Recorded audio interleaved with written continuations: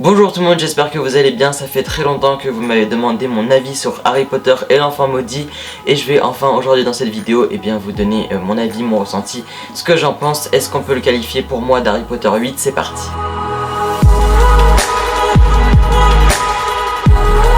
Le 31 juillet 2016, anniversaire de J.K. Rowling et de notre bon Harry Potter, est sortie la pièce de théâtre Harry Potter and the Cursed Child, donc du coup le livre en anglais. Il est juste ici dans mon décor et je vous avais montré le jour où je l'avais acheté ou quelques jours après, vous pouvez voir la vidéo juste ici. Et du coup en octobre le livre a été imprimé en version française, du coup c'est celui-ci que beaucoup de monde connaît, Harry Potter du coup et l'enfant maudit, donc c'est en deux parties, partie 1, partie 2. Début d'année scolaire, la pièce de théâtre a donc commencé à être jouée à Londres. Il y a quelques semaines il me semble qu'il y a eu des ventes, peut-être presque les dernières ventes pour la pièce jusqu'en 2020 si je dis pas de bêtises. Alors quand Harry Potter et l'enfant maudit est sorti, il y a eu beaucoup de réactions différentes, beaucoup de chocs par rapport à l'histoire, par rapport au dénouement, etc.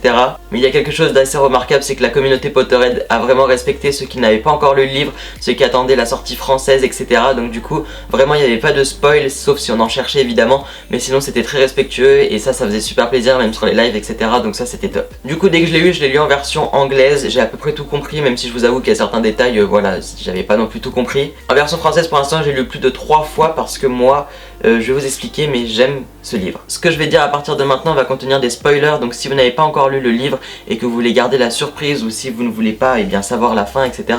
je vous invite à ne pas regarder la fin de cette vidéo, la suite de cette vidéo, et n'hésitez pas à aller voir en barre d'informations, je vais vous mettre des liens d'avis sans spoiler et aussi avec spoiler, donc n'hésitez pas à les checker dans la barre d'infos. Donc je vais essayer de vous dire un petit peu tout ce que je ressens, même si c'est un petit peu confus, j'espère que ça va être sympathique. Tout d'abord, première réaction, j'étais juste tellement content que l'histoire continue et qu'il y ait une suite, enfin qu'on continue à entretenir cette magie Harry Potter, parce que du coup le dernier livre étant sorti en 2007, ça faisait plus de 9 ans qu'on n'avait pas d'ouvrage Harry Potter qui était sorti, enfin sauf d'autres dérivés entre guillemets, mais du coup on n'avait pas de Harry Potter, de vrai Harry Potter qui était sorti, et du coup quand il y a Harry Potter et l'enfant maudit j'étais juste super content, et comme énormément de Potterhead on attendait énormément ce livre. J'ai aussi vu quelques petites choses intéressantes, j'ai eu 2 abonnés peut-être je crois qui m'ont dit qu'ils n'avaient pas voulu lire ce livre, ni l'acheter, ni en entendre parler, tout simplement parce qu'ils étaient trop accrochés à l'histoire et qu'ils voulaient pas être déçus d'apprendre des choses dont ils n'aimeraient pas forcément savoir. Du coup le bouquin se lit très facilement je trouve, donc c'est sous forme de pièces de théâtre, donc même les didascalies, etc. c'est vraiment très simple à lire.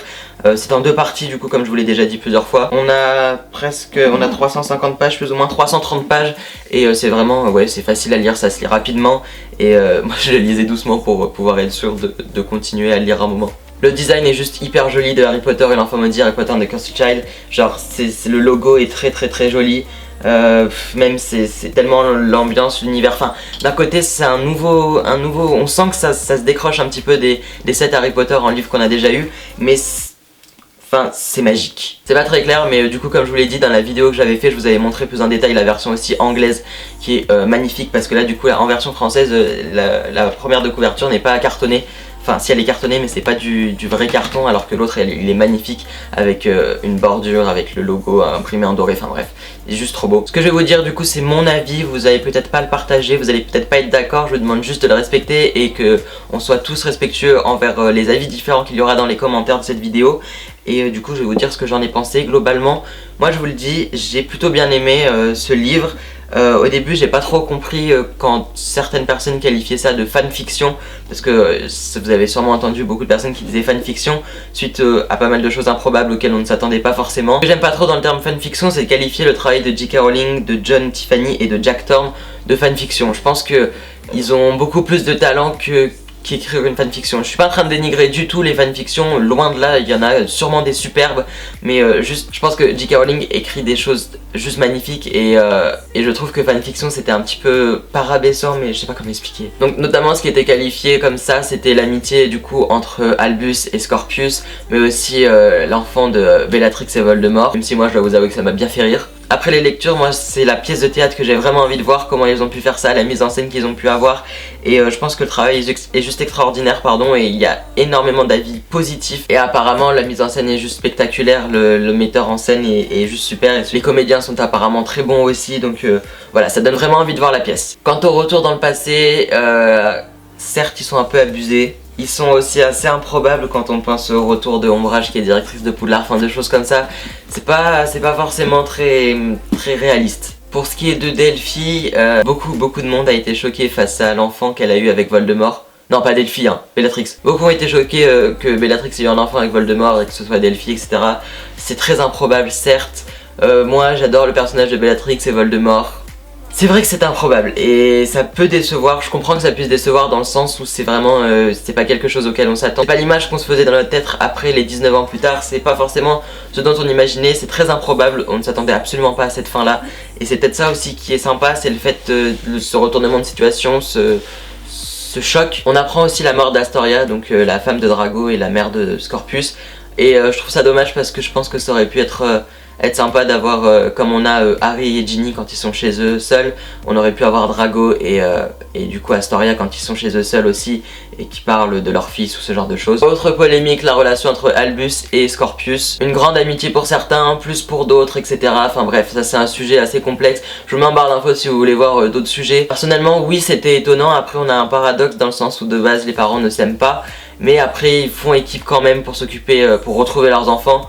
Donc d'un côté ils s'unissent tous et tout va bien dans le meilleur des mondes. Je suis pas fan du personnage de Rose Weasley non plus, je sais pas, peut-être pas assez exploité. Le fait qu'Albus soit envoyé à Serpentard, c'est juste un petit truc pour... c'est super. C'est sympa pour l'image des Serpentards aussi parce que du coup ça explique et ça dit que c'est pas une mauvaise maison Serpentard, très loin de là. C'est une excellente maison et je trouve ça vraiment cool qu'ils soient envoyés là-bas à Serpentard. Après ils auraient pu aussi tant qu'à faire envoyer Scorpius à Gryffondor. Harry Potter est un mauvais père, est-ce qu'on pouvait s'y attendre plus ou moins? Certains aiment ça, certains n'aiment pas ça.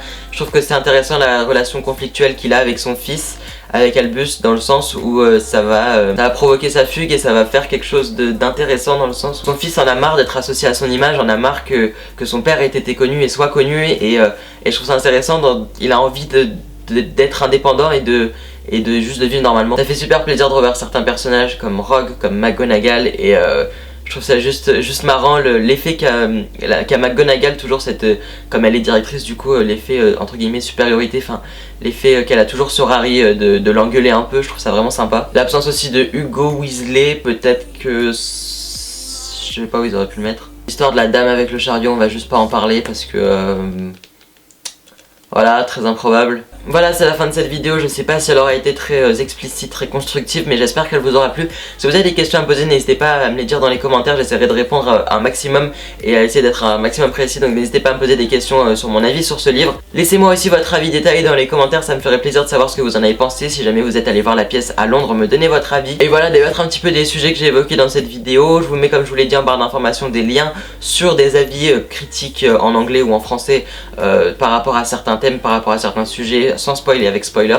Du coup voilà, moi je vous retrouve mercredi prochain à midi pour une nouvelle vidéo et aussi certains vendredis à 17h30. Du coup voilà, moi je vous dis à très bientôt pour une prochaine vidéo.